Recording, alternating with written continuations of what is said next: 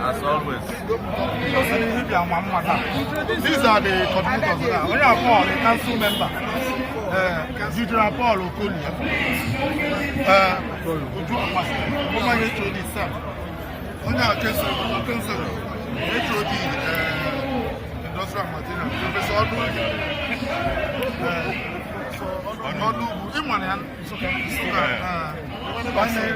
Mike, Jumbo, I know my we're going back. I got my side.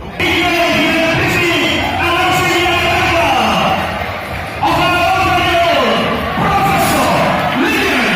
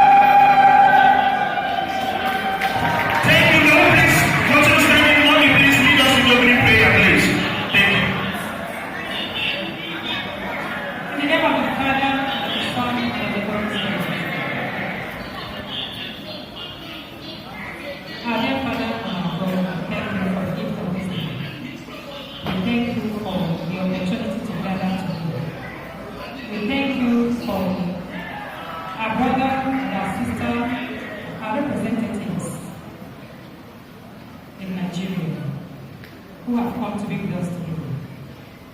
We pray, O God, that this gathering will bear fruits that will bring the progress of Anambra State, the progress of Nigeria, and in particular, the progress of Anambra State. We pray, O God, that at the end of this meeting, all the glory will be yours alone. In Jesus' name we pray.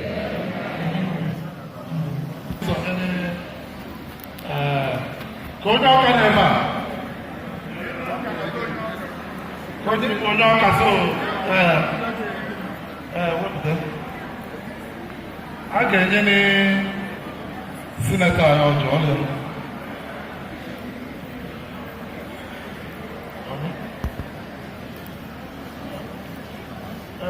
Oh, yeah, what's that one? Oh, yeah, what's that one? You got that. Family never went there. And not take the moon. Mama, the man you put me, take the moon. And when I see any night, I come back. And they put out any other man. Now, first time. Now, second time, they cheer. But I don't know what it was on. Now, for all God cannot answer one. God will want you. And I think I need them one. And when they get them money, they come up with them. All by one kind of a car. You need to go to China. Or go to the water of the window. Okay, now you need them. Okay, then you're not demanding. When they are not charging you, now you're not.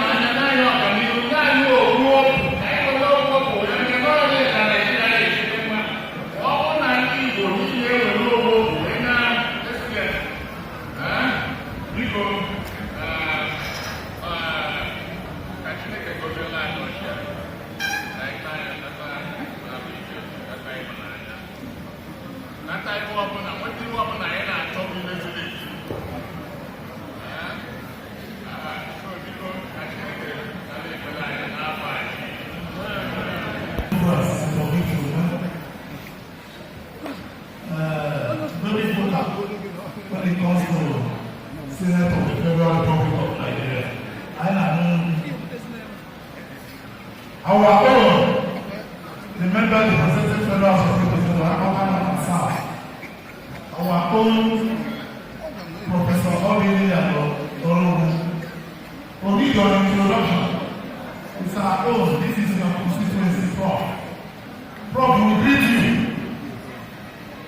The chairman of the education.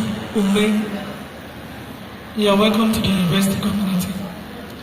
The chairman of the occasion, my mama, Professor Leku, the convener of Orogbu for UNIZIK, Professor Chinedu, my nominee here present, 1 week non-stop, talking to different stakeholders across Oka North and South. And I will want to come down because I want to have a conversation with us. In 2023, you gave us the mandate.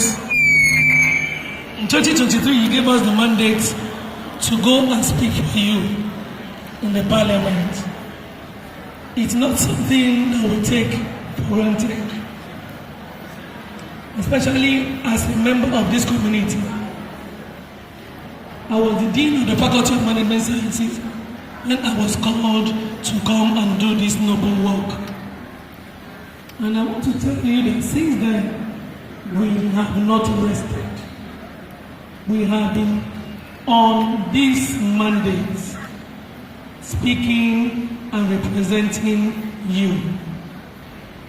I consider it very important that we have this town hall meeting, which at some point, even the Professor Chinedu, Professor Paul will witness.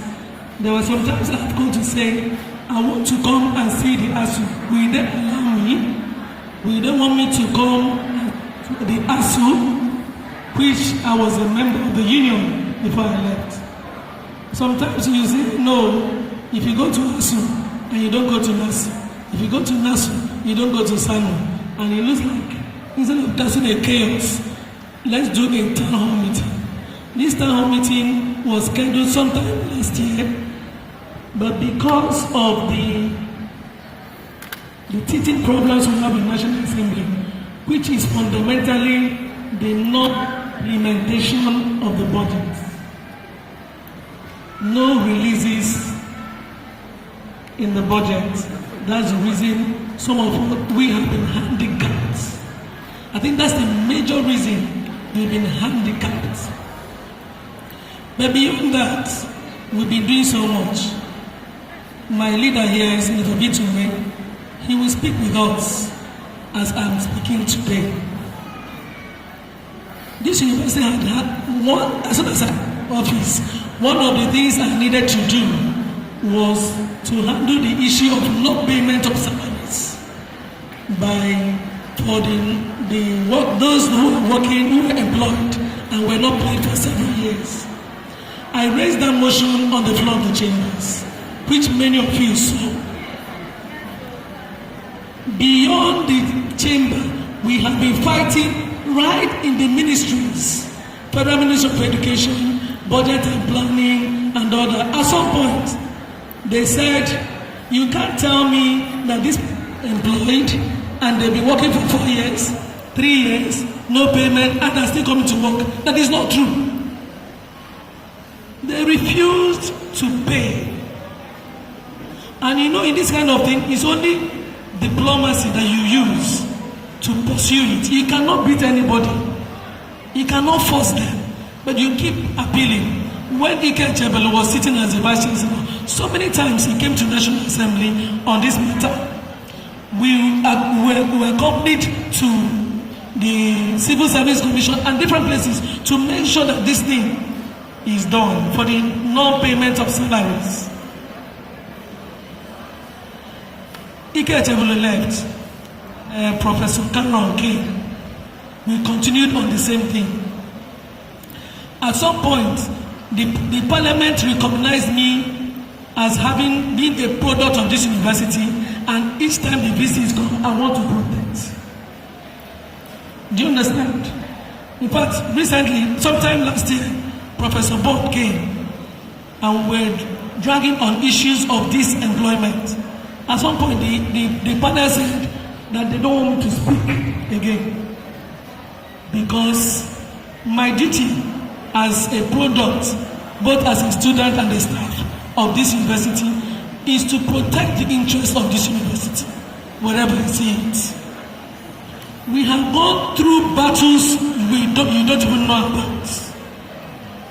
Fought battles you don't even know about. Shortly before Professor Cameron left office, we came here. The Committee on University came on an oversight here.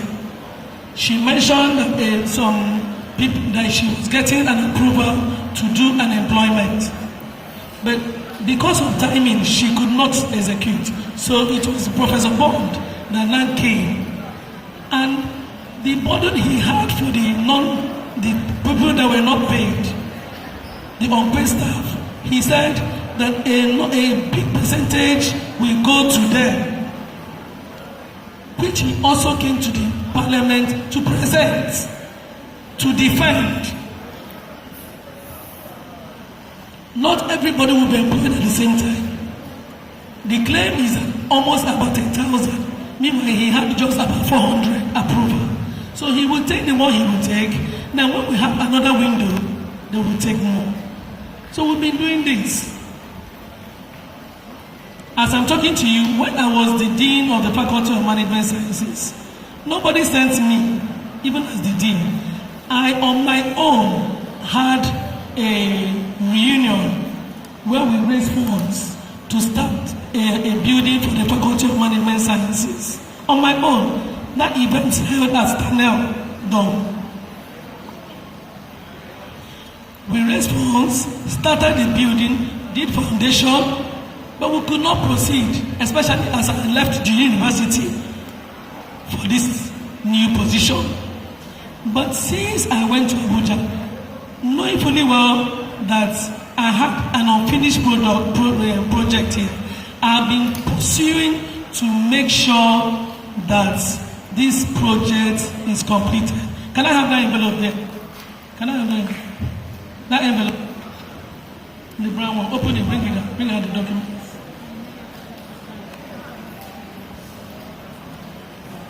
This is that fund. The project has been awarded.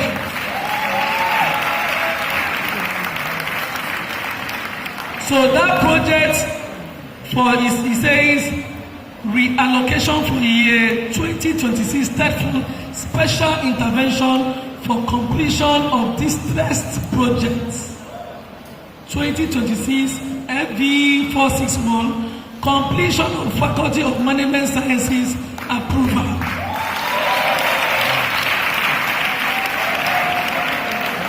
Are you seeing it? We are working. I understand very well that no eligible Ghana. Ghana beginning. A lot, we've heard a lot of, because if you are representing people, even the governor, even the president, you must be listening to what people are saying. We hear everything. We see everything. I even belong to platforms where I'm being criticized. We see it, we don't speak. The important thing is that you're working. Make sure you are working. A lot have said,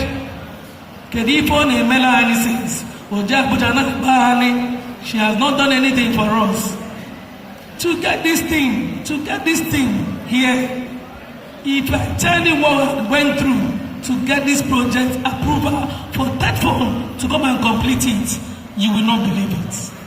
Nobody is sleeping. Nobody is sleeping.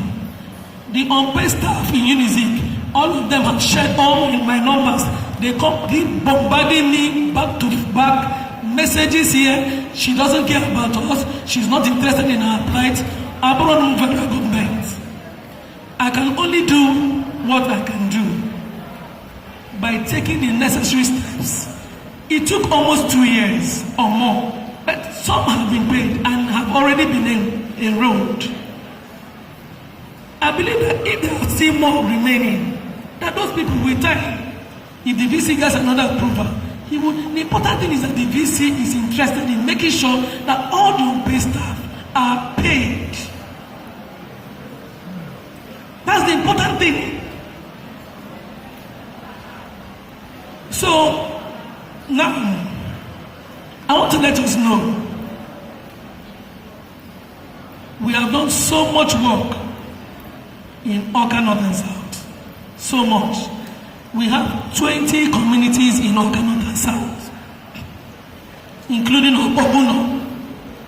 In those 20 communities, let me start from the far above Emily.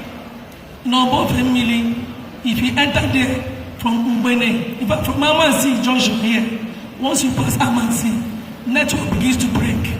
You will not get network. You enter Ebenebe, it will get worse in Ebenebe. Then when you begin to proceed to Umeh, above Emily, nobody will be able to reach you again. And this has been for several years, the world network. If they have to do anything, they will come out to Amansi to take calls of their family members and all that. Since I entered office, I've been lobbying the telecommunication companies to see if they can come here. For over 2 years, it was just early this year that we got an approval. And as I speak to you, Obo family has a 5G mast on there now. So they are now taking calls. 2 days ago, I was sitting somewhere and I got a message. I saw Umeh community rejoicing, jumping up and down. Their own mast was being mounted as of 2 days ago. So Umeh is now has network. As I speak, Umeh project, that of network, will start by maybe end of this month. They will start work there. they will start work there. So, Obo family has a network, Ubene has it. Apart from that network, we built a town hall in Ubene. In Ubene, we did a school, and we also put this network. In Ebelebe, we built a school and put water there. In Amansi here, Holy Family School, where church, Holy Family Catholic Church. We did a 1 kilometer road in Holy Family Catholic Church, Youth Village. We come down to Isonocha, we gave them that place that power issues. We had to bring in a 50 kVA transformer to Isonocha. In Urum, we did a school. Amanoke, we did a school. Achala, we did a school. Here in Oka, these schools are talking about, when you see the schools, the children are learning with roof off. If it's raining, rain is falling on them. If it's sun is beating them. The learning condition of the children was terrible. I'm talking about for all these schools need. In Oka here, there were schools here that the environment for learning was very inconducive. In Oka here, we did what they call it, Agoloka School, Ezioka School, and Ibodiako. Also, in this Oka, we did a 1 kilometer road, Ibodiako Primary School. Sorry, the 1 kilometer road on Ogechuku Street. Then in Numbaogu, we did a school in Numbaogu. In Ishiago, we did an ongoing project, police station. Numbaogu, we did a school. Among them, it's ongoing now. So out of the 20 communities, we've done about 17. It's remaining Nise, Nibo, and Umeh. I want to say this, please. I heard a lot of people saying, for Melina UNIZIK, I told her vote. She has not done anything in UNIZIK. But you don't need to be UNIZIK. Many professors live in Amansi. Plying that Holy Family Church Road.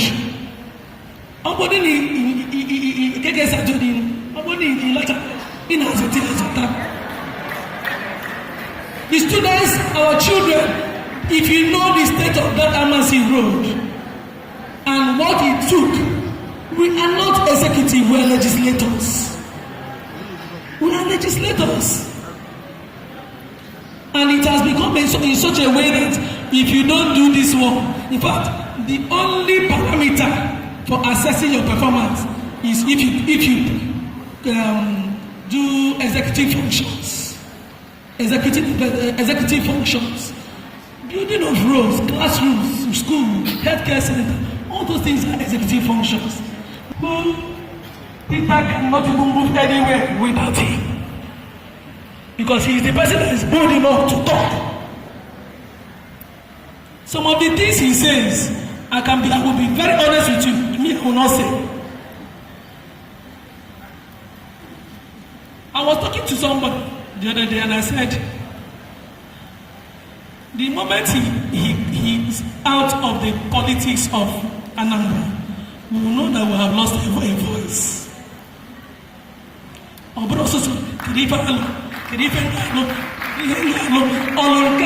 didn't build. Look for who will speak for the Nibani. Our people are losing our voice to the opposition. Recently, you saw what the government was saying in Ebonyi State. Who didn't see it? Who didn't see it?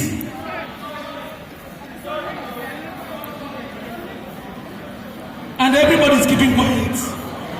Not somebody that will say it. And if you're occupying a position where you are expected to do constituency project, come and build road, and you go and talk about it, that's the end of that project. And I said, I will tell my university community, you are my friends, you are my brothers, you are my sisters, you are my colleagues. At least I rose to the level or to the rank of a professor. I was 5 years head of department here, and I performed perform creditably well. So why won't I perform well in the National Assembly? Why don't you? I have not entered any plan. I belong to many on this university platform. I have not entered any platform where somebody will say, hey,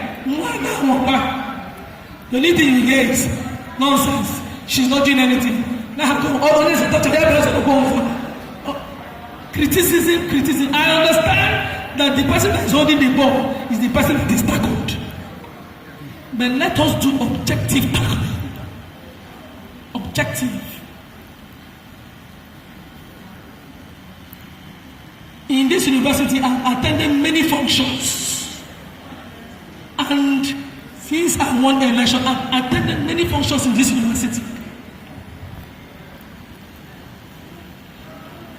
There is hardly anybody that's sitting here or outside here that's called me and said, my father died, my mother died, my daughter is sick, I'm not giving one name. Not one. If you are here and I'm not giving you, stand up.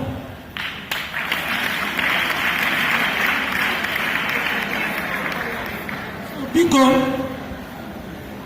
we cannot do you wrong. We, some of us here, sitting here, the legislators, we are here to leave a legacy. We are here to leave a legacy. I want a situation. I cannot be House of Rep forever. If I win this one now, very likely I'm not going to go back to House of Rep again. Maybe you look for something. I look for something here. If I see, if I don't see, I go to my house and rest. Another thing that is killing Oka North and South. In the history of Oka North and South, 1990 dates, nobody has gone twice.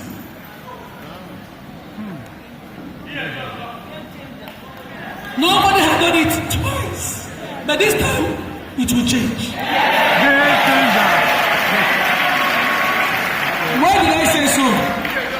There is nobody in the history of Oka North and South that has done 1/10 of what I've done.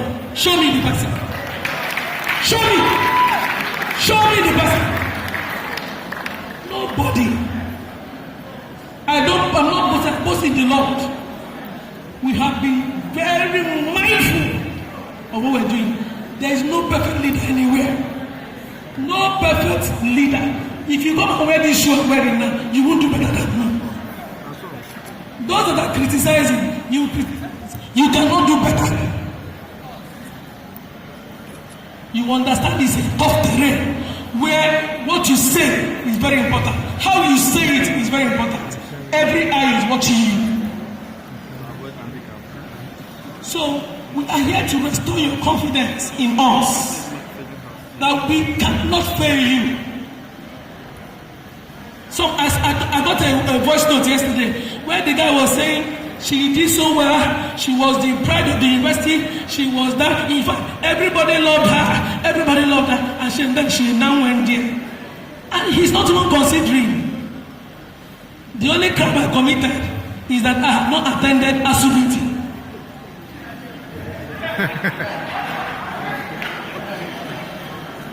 No, that now, since I won the election, that I have not attended ASU meeting. That's the crime I committed. If in this Oka North and South, I have done series of town hall meetings. Series. And let me tell you, and I stand, Senator is here. He's here, he's listening to me. The media is here. We don't earn anything other than salary. I had a look contracts. The contracts in the budget, contractors are being owed in billions. I don't know if you know you've got, maybe in your family you have a contractor. Recently, sometime this year, they started protesting. They started protesting in Abuja.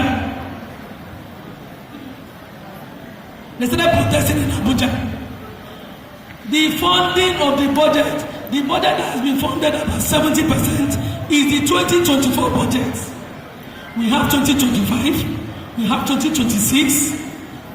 Tinubu has said that he will not do 100% funding, that he can only do 30% funding. And we're still waiting for the 30%. Let me say it again, put it on record. I have never seen Tinubu's money since the International Assembly. Go.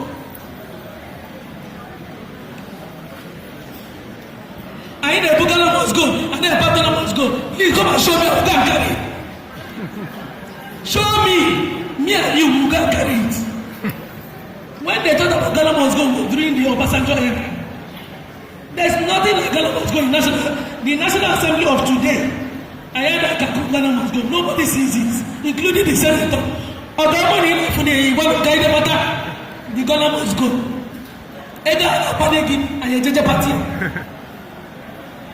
All these things are fictions and imaginations in people's mind.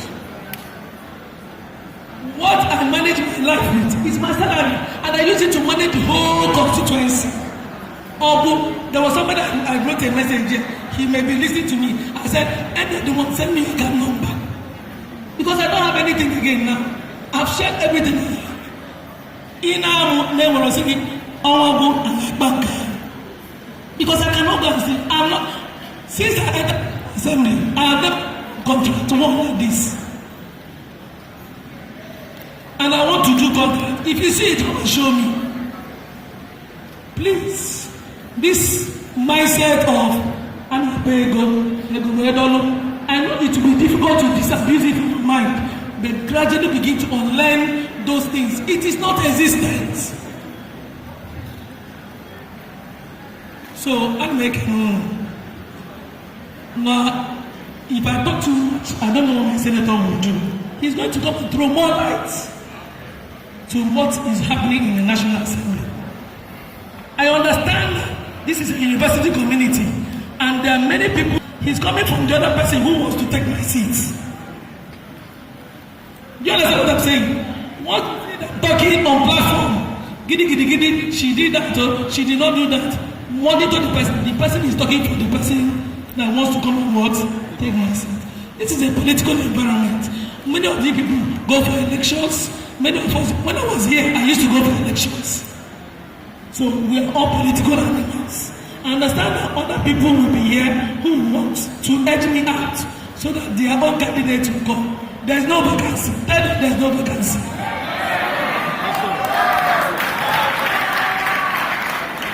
You can't make it known. We will keep engaging you. Sometimes, if you look at the Senate, sometimes I say it to me, I don't want to go to Senate.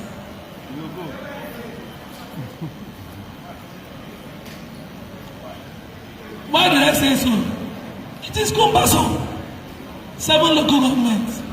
I know the number of people that come in from Okanagan South.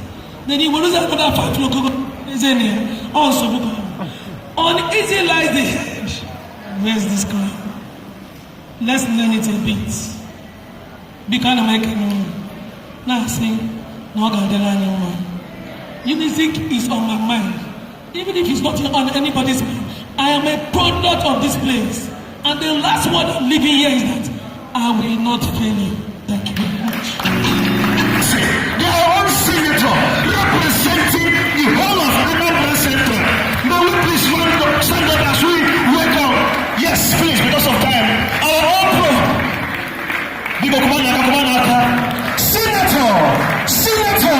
Senator, the eloquent Senator, Victor Umeh, member representing Anambra Central in the red chamber.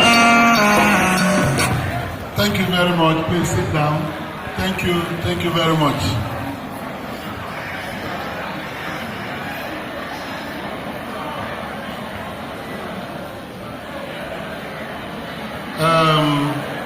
The chairman of the occasion, Professor, all the principal officers of the university here present. I recognize one council member that I saw. Is he still here? Professor Paul. Has he left? Okay. The deans of the faculty, the heads of departments, distinguished professors, and all the academic giants in this university. I recognize Professor Ahaneku because as the wife of the former Vice Chancellor of this university, she deserves additional recognition. And having served as also Dean of Faculty of Medicine, right? All the heads of non-academic departments, the non-academic staff, the senior non-academic staff here present. Bonnie Nkwako, let me greet all of the people in that category. Have you migrated to academic? You are academic staff. The students, if they are here, they are not here. Then my dear beloved sister, Professor Lilian Orogbu, Representative Professor Lilian Orogbu, representing Oka North and South Federal Constituency. All the distinguished people gathered in this hall, it's my profound joy that I'm able to be here this afternoon. I set off this morning from Yenegua to be able to come here today. From Yenegua, I traveled to Port Harcourt 2 hours early this morning, got a flight from Port Harcourt to Abuja, and then connected a flight to Enugu to be able to be here this afternoon. It is because of the value I place on this community, the university community. And all of you seated here are the wise men, the enlightened people in the society. So any chance I have to speak to developed minds, I don't want to let it slip by. Because through interaction like this, that you'll be able to provide valuable information to the citizens, which they can use to enlighten and lead others. So this university and all the people gathered here today, you are the critical people who need to engage the society, to engage with the youth, to engage with the elders in the community. Students are your students, you teach them. The youths are under your formation. You are the ones that will guide the youths with what you know. And today in Nigeria, there is nobody here who does not have a television set. If you don't have a television set, you are very, very well informed through the social media. But the world is now a global village. So I'm very happy to be here.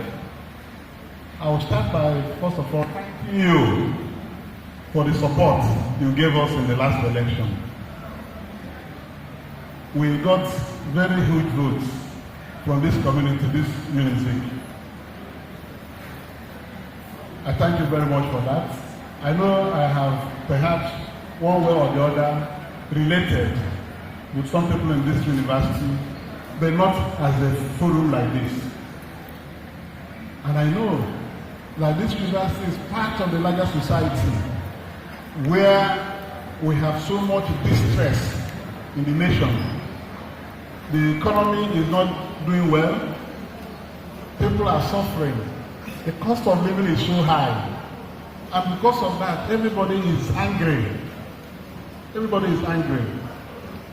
There is no professor here who can get into a filling station and fill his or her tank. Nobody can do it. It's not possible. Even those of us you consider the higher people in the society because of our social standing, we are finding it very difficult to cope. If you want to buy cooking gas, you want to buy diesel to run your generator, you want to buy petrol to run your car, then electricity, the cost of electricity is unbearable. So we understand why people are angry. But sometimes because of lack of information, what we experience is what is called misplaced aggression. Those of us who are in the National Assembly representing you, you look up to us as people who perform the magic. That is it. So once things go wrong, the first people you descend on are the lawmakers, the National Assembly people. Then you forget that what we are nothing but lawmakers. We are not the executive that is charged with the responsibility of providing these things you need. We make law, what we do is oversight. We oversight the executive. It is the person who is governing that is empowered and equipped with the resources to attend to the needs of the citizens. That's why we have budget. And this budget, the lawmakers do not prepare the budget. The executive prepares the budget and brings to the Assembly, National Assembly, to pass it into law, because the executive cannot spend money unless it is passed into law. We approve it and pass the Appropriation Act before the President, in the case of the National Assembly, can spend the money. So let me limit it to those of us that are National Assembly lawmakers and leave the State Assembly with their governors. We are in charge of federal budgets. We approve federal budgets. The President cannot spend a dime of Nigeria's money. And the President can also not borrow money unless it is approved by the National Assembly. So oftentimes we misjudge this responsibility. If the President brings estimates of what he wants to do in the health sector, agri sector, infrastructure, roads, electricity, power, and all manners of things the President wants to do for the country, he will bring them as a budget. When we approve it, implementation is his responsibility. He's the one who will say that this road will be built in Anambra State, in Orogbu State, or wherever part of Nigeria. That is the way it functions. Then we are lawmakers. Of the old, there was nothing called constituency project. Constituency project started under Obasanjo's administration, when the lawmakers complained that anytime they got home, that the people would be descending on them because of the failures of the government to address their plight. And it was negotiated that there should be something called constituency project, where lawmakers will be given opportunity to put projects in their constituency, either to provide borehole, small projects, not big projects, like dualization of Enugu to Onitsha. It's not possible. A lawmaker gets little money allocated to the lawmakers for the provision of these facilities. And let me also use this opportunity to correct the erroneous impression people have. Oftentimes I read it, even educated people go on television and say that their lawmaker or their senator was given 2 billion naira and they put it in the pocket. People have not seen it. That is not true. Lawmakers cannot give him money. What you do is that, like me, in a budget year as a senator representing Anambra Central Senatorial District, I'm entitled to put projects worth 2 billion naira. Projects worth 2 billion naira. And it is the 2 billion naira that I break down into classroom blocks, sundry little things, spread boreholes, spread across the 7 local governments that I represent, 2 billion naira in a year. Scholarship, all kinds of things. It is you that will prioritize what to use the 2 billion naira to do. And you put it in the budget. that is the constituency fund project. You do not even award it. You cannot award it. Award of projects remain the responsibility of the executive arm of government. So when you compile these projects and put, it is the government through its agency where you domicile these projects that will award them. They will select the contractors, they will monitor the execution, and pay the contractors when they execute the projects. The money does not come to the lawmaker. So when you think that you have somebody who is representing you, oh, we have not seen our money, it is because of lack of explanation. It is not the way it functions. It is the president who will fund this project. If he releases the money, the 2 billion, to the agencies that will award this contract, then the agencies will award the contract. They will supervise it. When the job is done, they pay for it. The lawmaker does not touch 1 naira of it. I needed to explain this so that some angers will go down. So they understand that Lilian is not giving any money, or Big Umeh is giving any money, paid into my account called Constituency Project Fund. It is the government that controls the fund, awards the contracts. When they are executed and certified, the government pays. But the tragedy of it is that in the previous years, constituency project funds were released by government to the agencies that will award these contracts, supervise and ensure that they are done. In the past 3 years, we have not seen that money. You are here. You are professors, PhD holders. You are part of the community, Nigerian community. And you see these things on daily basis on television where it is being debated that budgets are not funded. 2024 budget, not fully funded as I speak with you. 2025 budget, 2025 last year, the whole of last year, government is still struggling to fund 30% of the capital projects in 2025. 30%. They've not been able to do that. Last year, around October, they said they will pay 30% to the agencies for these projects.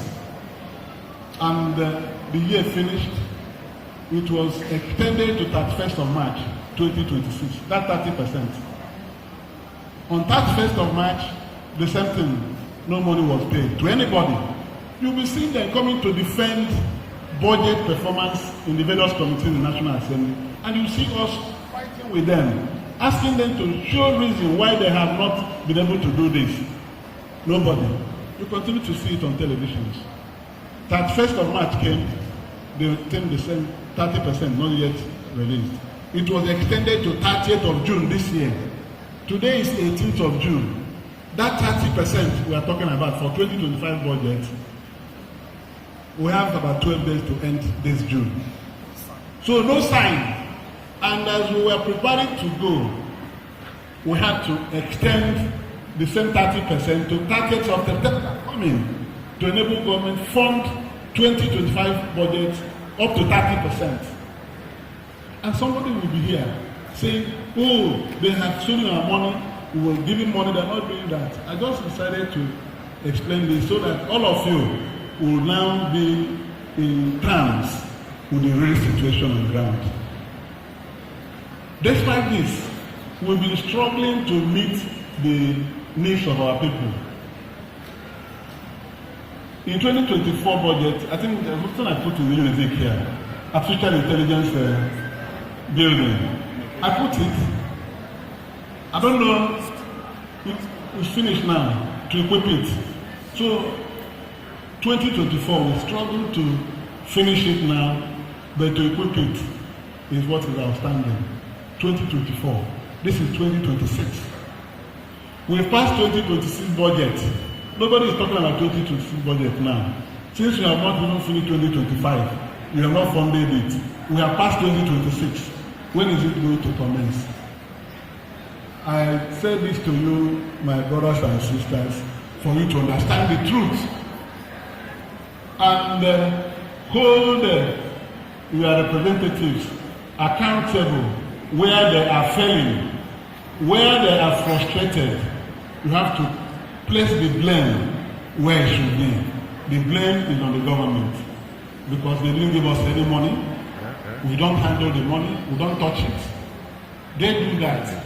Go and do your investigation. Some people do what is called project tracking. If you go, you say you track a project, they go and check from the budget office. They will, what you record there is no money released. But we are being lampooned that we are not performing. Well, we are performing because even with these difficulties, we've tried to do one or two things in the constituency. What he told you she has done. I can't fail to tell you that she goes extra miles to attract support for what she does.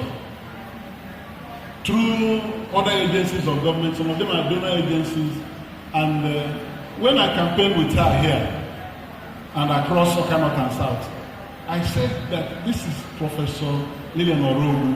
Please vote for her. If we get to the National Assembly, there won't be many professors in the House of Reps.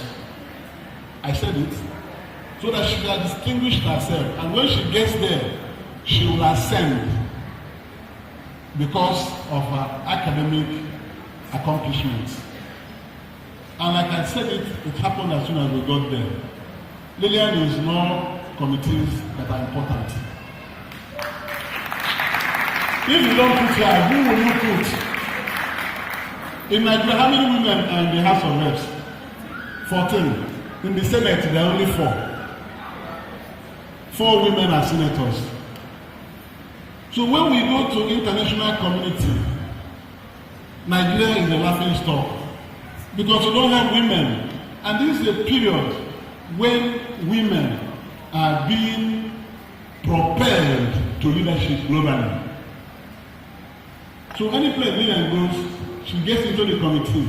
If the Speaker of House of Representatives want to put women that will go for this one, for this one, for this one, Lilian will be there. She's a member of the African Parliament. She's a member of the African Parliament. She's a member of the Inter-Parliamentary Union. There are other agencies, global agencies. Lilian must be added because of what she is.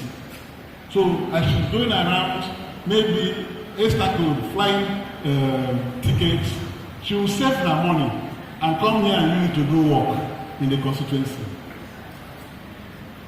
It's only a small thing going on. So my sister, I'm happy with what you have enumerated, you have done. And I know how you have struggled to get it done. And you know what a man cannot get, a woman can get it.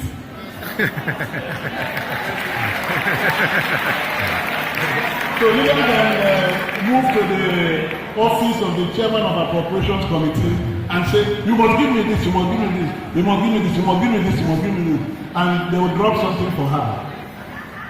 That's what she's doing to move on. Then on the work of the lawmaker, while we are elected, we are not elected because of constituency progress. We are elected to make laws for the good governance and orderliness of the nation. And with the opportunity you have to speak for the people you represent, that's advocacy. I don't think there is anybody in Nigeria who can say that I, Senator Victor Umeh, my voice is not being heard in Nigeria. Unless the person is not here.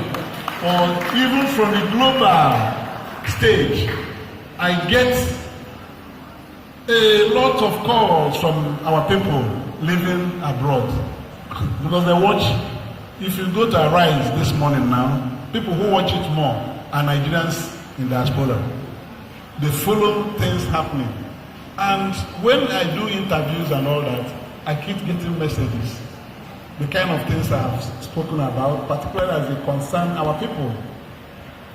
I've been fighting with everything and all the experience I have gathered in my life to represent our people Anambra Central people, and Ndi Igbo at large in the National Assembly. Budget.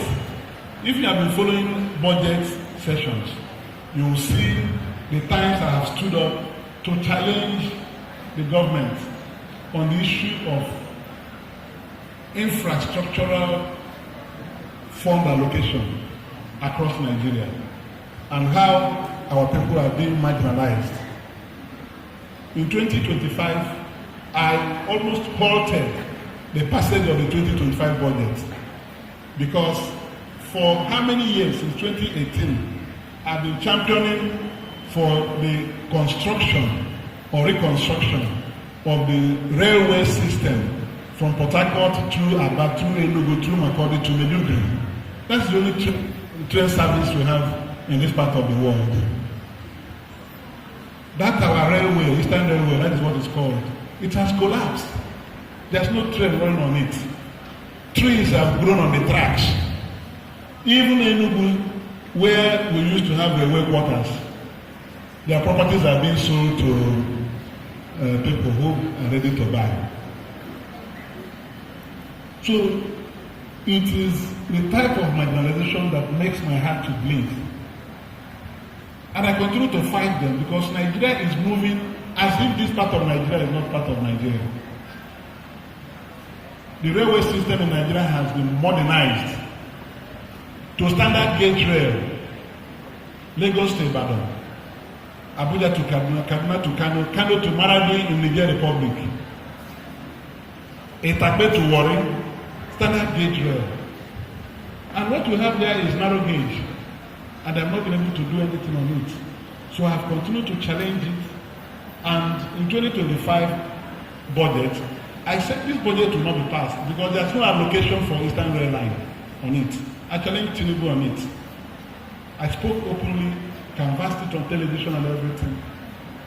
I was persuaded to give chance for that matter to be discussed with the president. We passed the budget and the matter was discussed with the president. He now brought a loan request and put $3 billion for Eastern Rail Line. And I'm going to Eastern Rail Line. So that is the type of intervention I've been doing in the National Assembly. To the extent that each time I stood up to speak, this my red cap is already synonymous with marginalization. Once I get up, the presiding officer will say, Umeh, I hope you are not being marginalized. I said you have been marginalized most. So I'll give you the opportunity to speak. I've been fighting for equity, fairness, and justice to the Igbo people. That's what I've been doing. Without counting the cost to me as a person. Because when you confront the leadership and the authorities, you become an enemy. I do not care. For all those perks of office, you can, by keeping quiet. I speak, let me be denied. That's what I've been doing for you. So coming home, nearer home, despite the challenges and difficulties, I have managed to do a lot of things for this constituency. I remember in 2024, I did palliative empowerment here. I distributed 129,000 bags of rice in the 7 local governments. I did. I shared. I think some people got in this university. Apart from that, I took education. Education, you're all lecturers here. Education is the only thing you can use to advance the society. So I took scholarship as a major intervention that I make in this senatorial district. Today, I have 331 students in the various universities. Even UNIZIK here, my students are so many here. I've been doing this since 2007. Since 2007. Many of their students have passed through me, both postgraduate, graduate and postgraduate scholarships. There's one called Nene Ilochi. Yes. was listening to me on television programs. She started communicating with me. And when she graduated, I gave her scholarship to do master's degree here and PhD. She did. I have so many people who have graduated with PhD in this university. These are not things that are sung.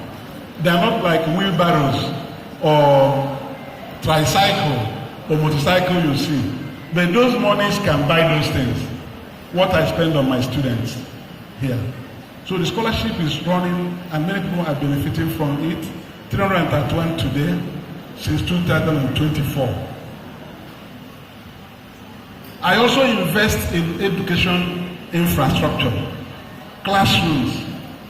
I'm the one building the largest number of classrooms you can think of. Almost any community has a classroom block going on in the various communities in this senatorial district. I've attracted growth as well. But because I don't sing it, it's not our primary responsibility. The people look out for it. I have a road that is already asphalted here in Oka, Umudioka. I have done Agro Road, 1.2 kilometers. I've done in Ogidi, Boki Road, Boki Poly Road. Others under construction. Mopun 29 Road will be flagged off in the next 2 weeks. In the next this Mopun 29 Road. There are other road projects that I have. So what I want to let you know is that the greatest thing that we need to do is to stay together as a people. I'm representing you in Nigeria in a manner that nobody can play with Igbo people. You've spoken about Peter Obi. Yes. Peter Obi is number one enemy of the government. You know it. Is it not true? They don't want him to contest the election. That's where any place he gets into, the cost crisis there. From Labour Party, we moved to ADC. They started there. I told them, let's go away. Because what we are looking for is a platform where you contest for president. That's what our people want. Our people must contest for that office. Anytime that election holds and no person from here is contesting, we are finished. So Peter is making sacrifice on behalf of all of us to present himself to run despite the attempts being made to stop him. He's very stubborn and we're moving with him. All of us with Lilian. Any place Peter is, that's where all of us are. That's where all of us are. Because I speak all the time on television. After Peter, I'm number 2 enemy of the government. I say it without apology. When we went to ADC, I took him back and said he must contest. I told him to step down on a television program that he should not contest. I told Atiku, how many people will tell Atiku not to contest? I told him you cannot contest because 1, you will be 80 years. 2, it is not the turn of your people. It is the turn of the South. And if you come to the South, you should come to the Southeast. That's what it should be.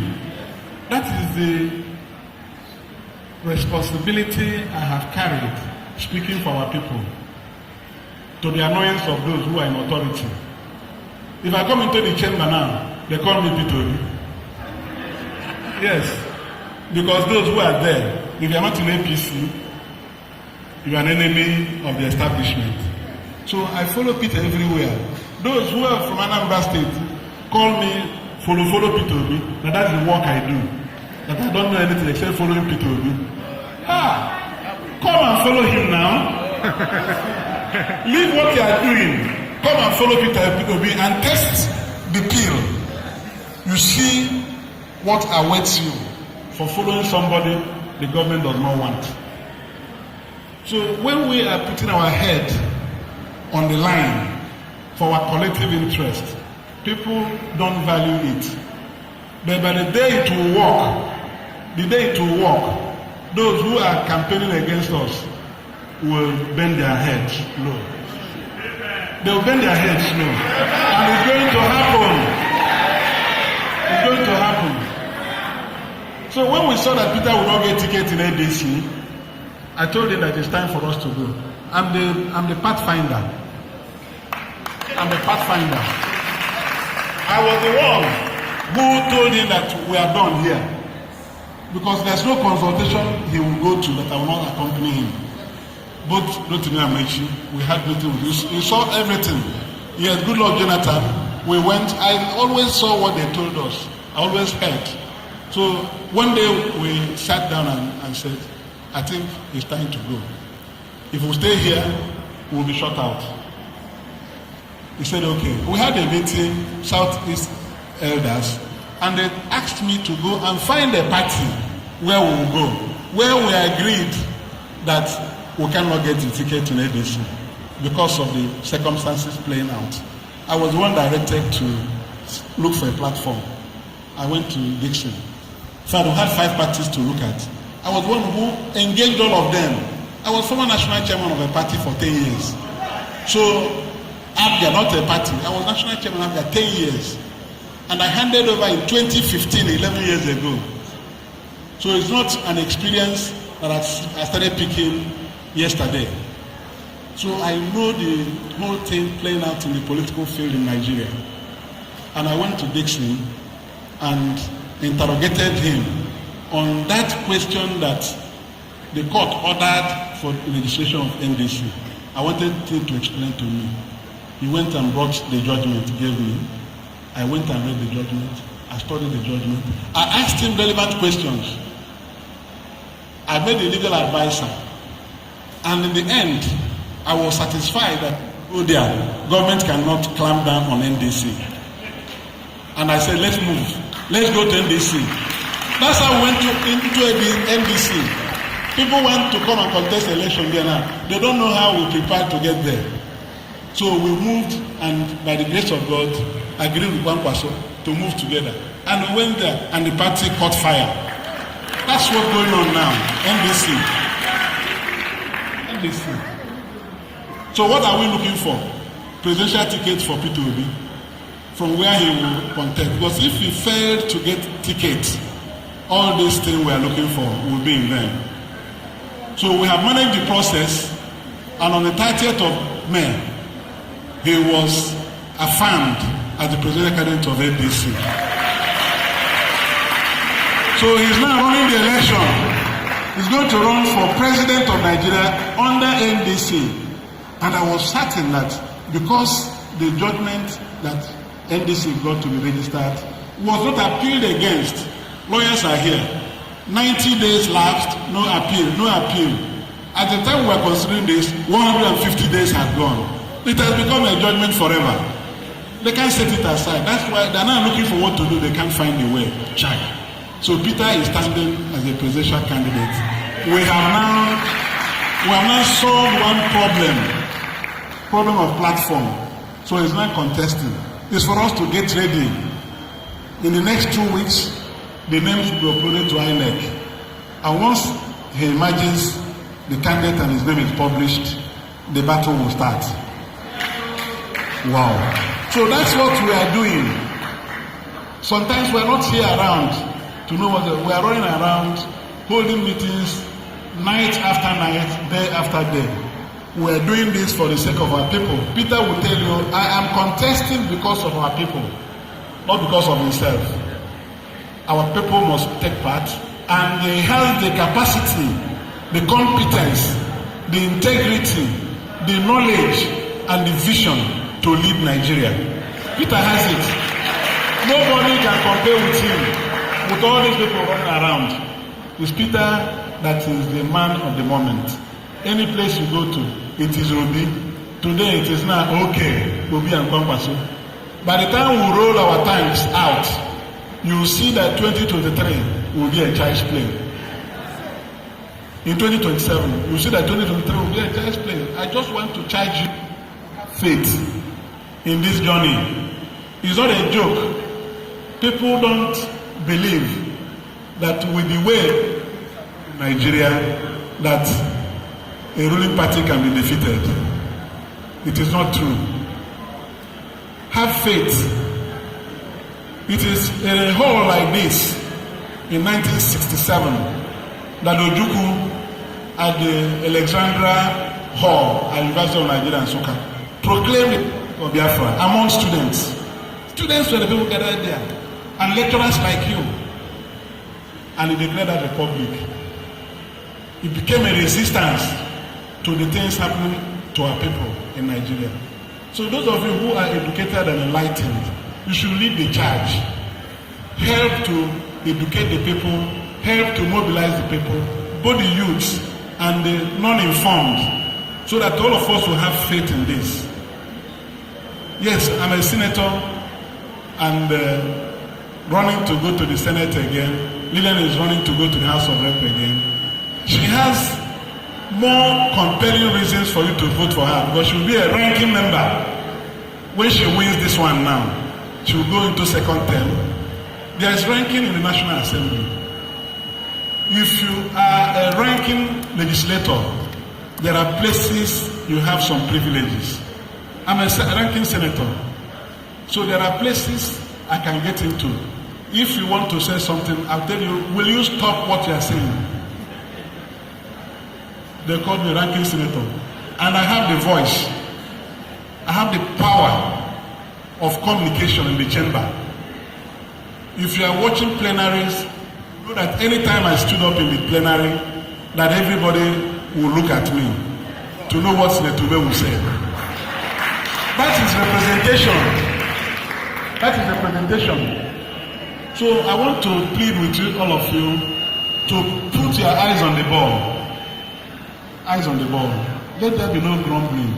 There's nobody that will satisfy you with money, giving you money or even rice.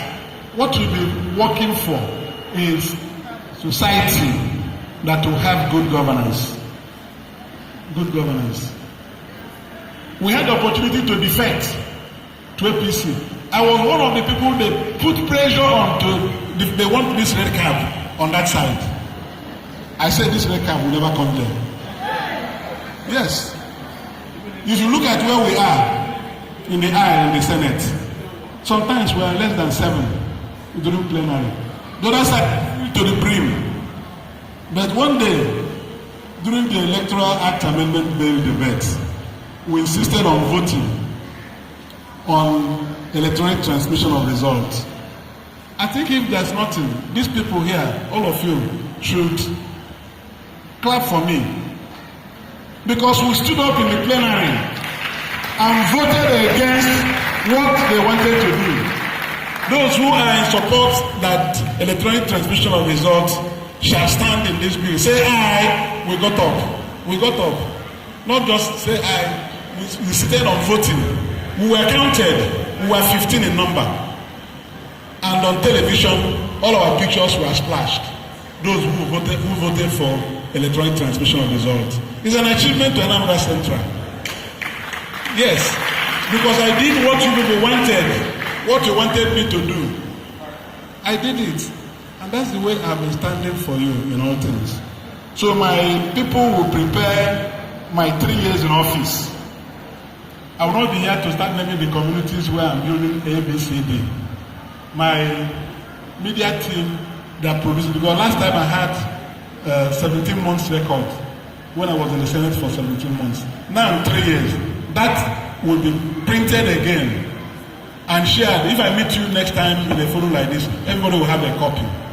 So when you read through it, you verify.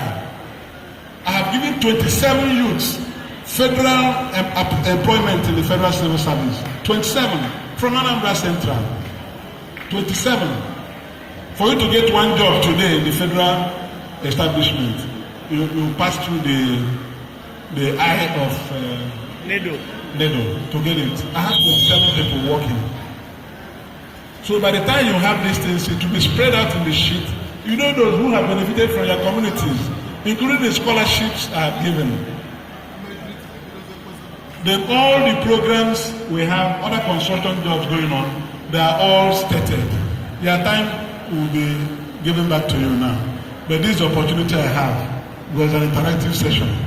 So I thank you, Chinedu, for this opportunity, and then plead with all of you to continue to send people who are bold, who are courageous, who are knowledgeable to the center of Nigeria. It's not everybody that can do this thing we are doing. Some people may think that it's an easy job. If you stand up in the Senate chamber, some people are recognized to forget what they will say. Because that ambience requires that you should be together. You should know yourself. You should know what you want to say to be able to deliver. That's why many people don't talk. Because when they start, they forget what they stood up to say. We have overcome that fright long ago. So anytime Lilian spoke, when she spoke, there was something she did. She said, I don't know if you noticed it. Democracy Day. She cried out at people, what are we celebrating? 25 years of poverty. They marked her out. She became an enemy of government.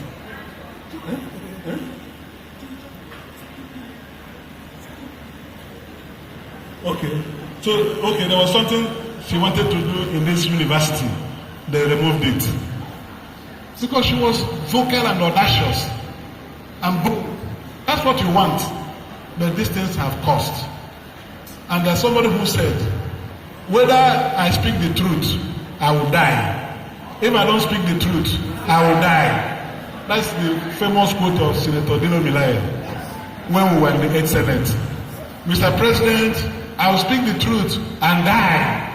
If I don't speak the truth, I will die. There's corruption in high places. So that's it.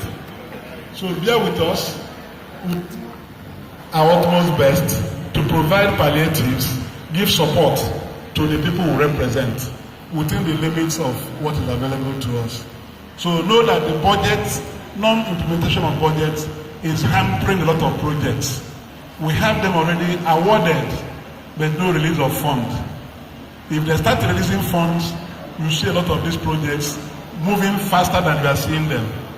On this note, I thank you very much, and I look forward to another day where we shall engage. It's not only here that we'll engage. Going on, when the campaign starts, we'll be meeting you in smaller units, smaller cells for very productive interaction and engagement. Thank you very much, and God bless you.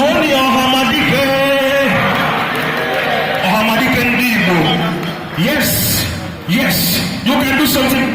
A round of applause for that wonderful speech by our host, dear Senator Umeh, representing Anambra Central in the red chambers. He has said it all. Okay, I don't know whether we are going to answer questions or then we'll just finish.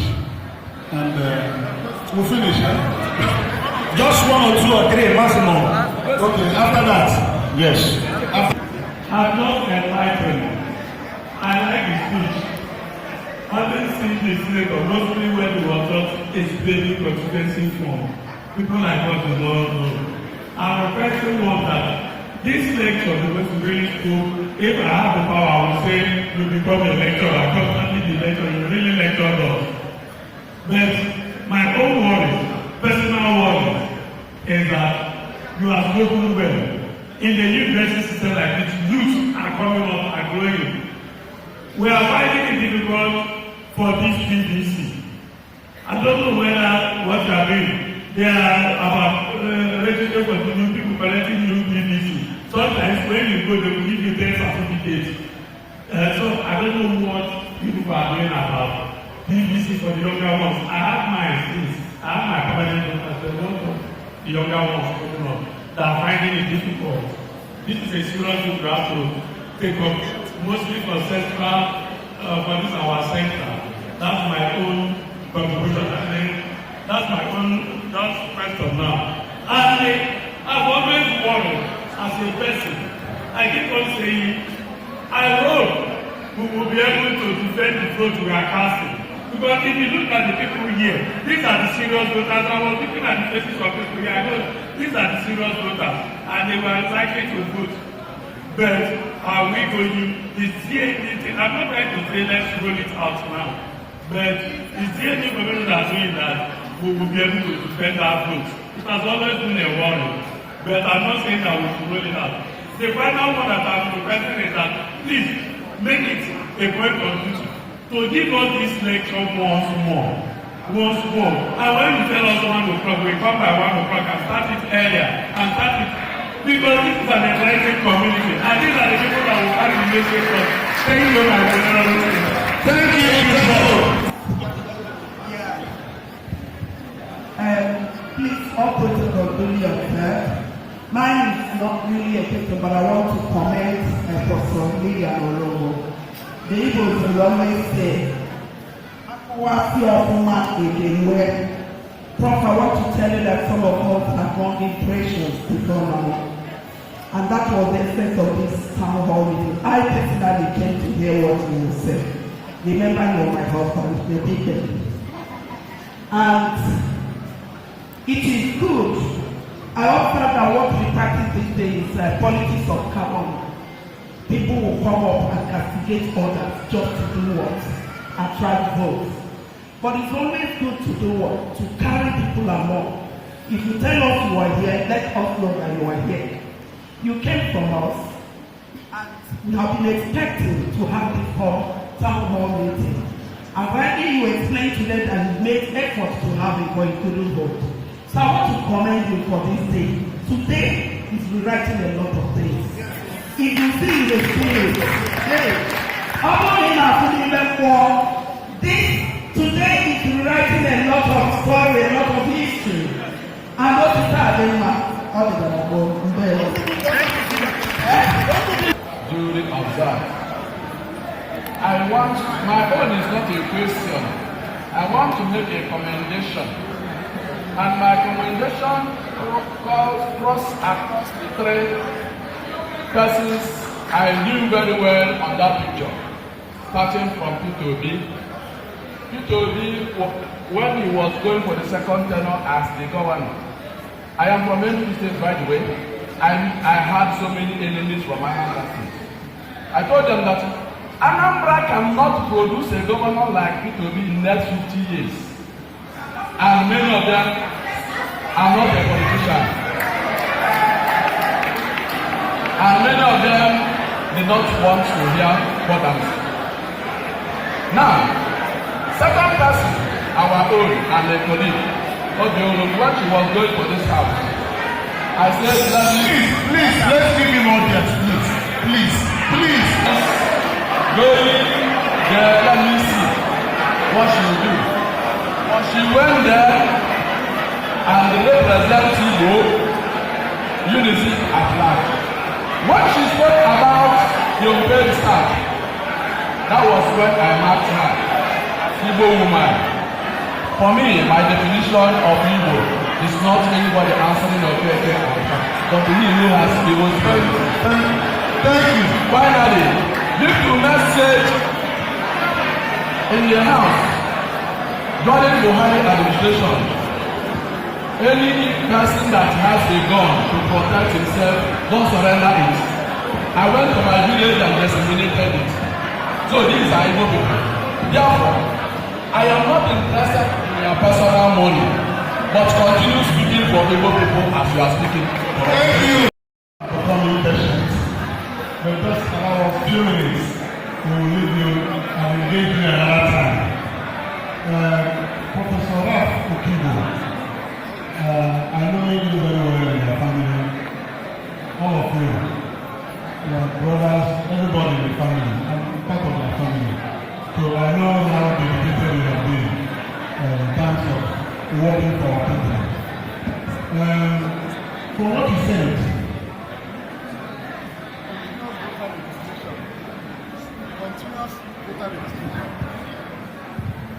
continuous voter registration. Yes. So, many will tell you what it is, then I will add to it before I give you my microphone after addressing the resolution. That there is no way we can win an election if we don't get our permanent voters card. They are doing it all over the country now, and our people taking it serious. Let me tell you, when we joined ADC, membership prescription started. And before we knew what was happening, Adamawa had gotten 140,000 members. Anambra State, from where PWD comes from, wanting to become the secretary of ABC, who were 20-something,000. Kaduna, 90,000. Kano, 120,000. And when you go for primary, it is these people that will vote. So we have already lost out because we are medicine across the southeast. That's one of the good ones. We have to get our voters card. I know that the registration is taking place at local government headquarters now. But we have to do what we can to see if machines can go around, even to institutions like this and other institutions in other states and other purpose centers like the markets where people can go and register easily because we need the number. We need the number. So that is it. Then we have a second thing. Protection of the votes. Yes. In 2023, there was a glitch that stopped proper collection of results. That glitch was the reason for our fight on mandatory electronic transmission of results during the Electoral Act amendment process. Yes, we succeeded in part because the Senate passed that there shall be electronic transmission of results to the INEC viewing portal. Where we disagree with what they said, provided that when there is no network, that records will have to manual collation. So the principal provision first is that it is mandatory to do that before we get to where there is network failure. We still have to deal with it. So I believe this review will be curtailed extensively in 2027 because everybody will be there to that these things are uploaded. If you say your network is not there, nobody will leave you to go. Nobody will leave you to go. People will wisen up. But the antidote is for us to be ready to stay after casting these votes, ensure that upload is done before we disperse. People who sabotage it will be risking their lives, I can tell you. So we cannot, because of the rigging of the past and the glitch in the transmission, believe that 2027 there will be another glitch. So we have to be positive and working together. I know that the plans will be underway for this thing to be resisted. It is going to be internationalized. Living in Nigeria will be internationalized. Many people are putting their eyes on Nigeria. So let's keep hope alive. Somebody, congratulations. We will do more for you, Anambra State. Many of you have done well in the past. We've experienced you in elections where professors and distinguished academics of this university have stood there to defend the electoral process. So I want to use this opportunity to plead again that around everybody will insist on protecting and defending the results. Just remove our filial relatives during the election. To maintain your honor and your integrity, Professor Nnenna of Futo has put the academia in the golden map. So let UNIZIK take from there and ensure that in Anambra State there must be credible, free and fair election. You can do it. That's contribution to that in addition. So thank you for what was in. And the company called Family Homes in that ministry. Family Homes is an intervention agency of government. They get funds from international, from the World Bank and the rest of them, sometimes $60 million. The last time we met to review their programs, I asked them, you have student hosted program. Student hosted program. What of UNIZIK University? That is my own university. I represent them. They said that this phase they have, they took one from different zones, and the next one they will put in other universities. So I insisted that UNIZIK must be put there. Student hostel.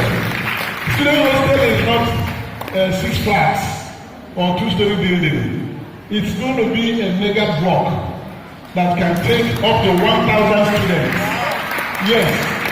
So this, as I was here, I sent a message to the MD of Family Homes. I asked him, have you now gone into the next phase for UNIZIK? He told me that they have noted it. So it's my duty to go back as a promise I have made. When that happens, I'll come and announce it here.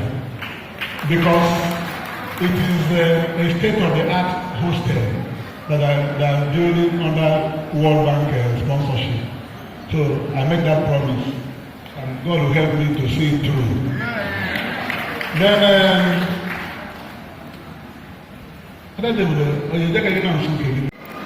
and you thought it wise to come and explain to this community one or two things.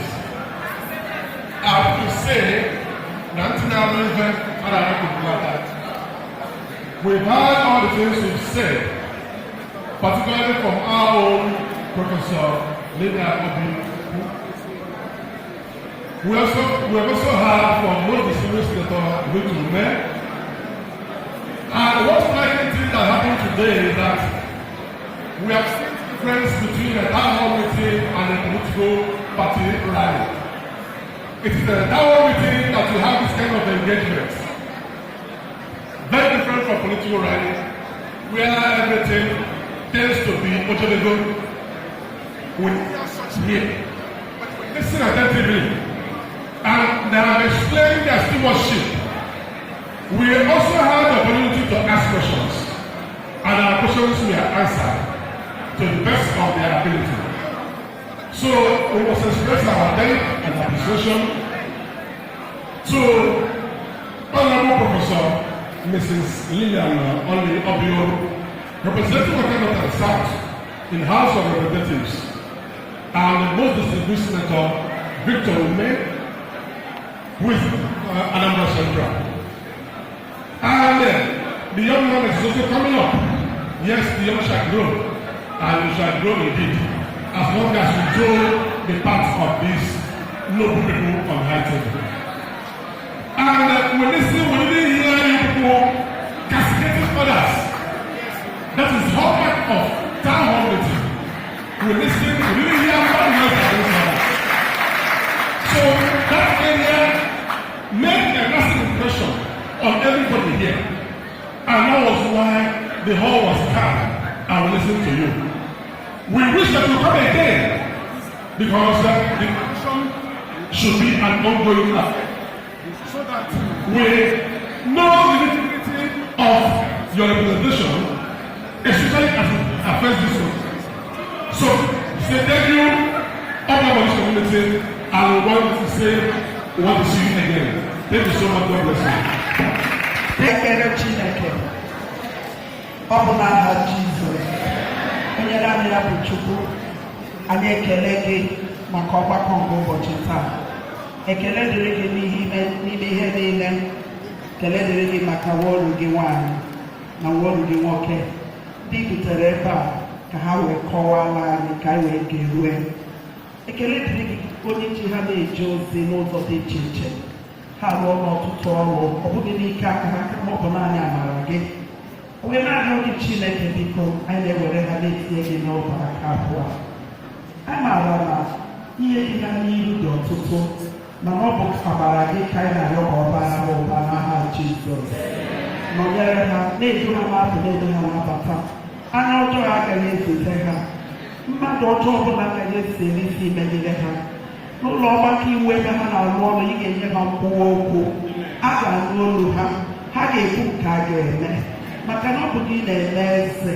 Anyị na-arịọ gị Chineke ka ị were ọnọdụ na ndọrọndọrọ ọchịchị nke a ga-eme n'afọ na-abịa ka ọ bụrụ n'udo na ọṅụ ka a ghara inweta igwe nzọgbe onye naanị ya bụ chi dịka anyị na-ala n'oge a duru onye ọbụla n'ime anyị n'oge aka gị ka anyị laruo na be anyị dị iche iche ndị Igbo si n'osisi adị mma ọdụ na gboo anyị ma na amara gị abatawo ihe gị abatawo ọ ga-aga n'ihu gosie mmadụ gị bụ ezigbo di gosie ezigbo di bụkwazị senetọ anyị na-arịọ gị Chineke biko ka ị nyere ha aka gbara ụzọ ụzọ na-adịrọ kwụọ ụlọ ha jiri aka gị ube ha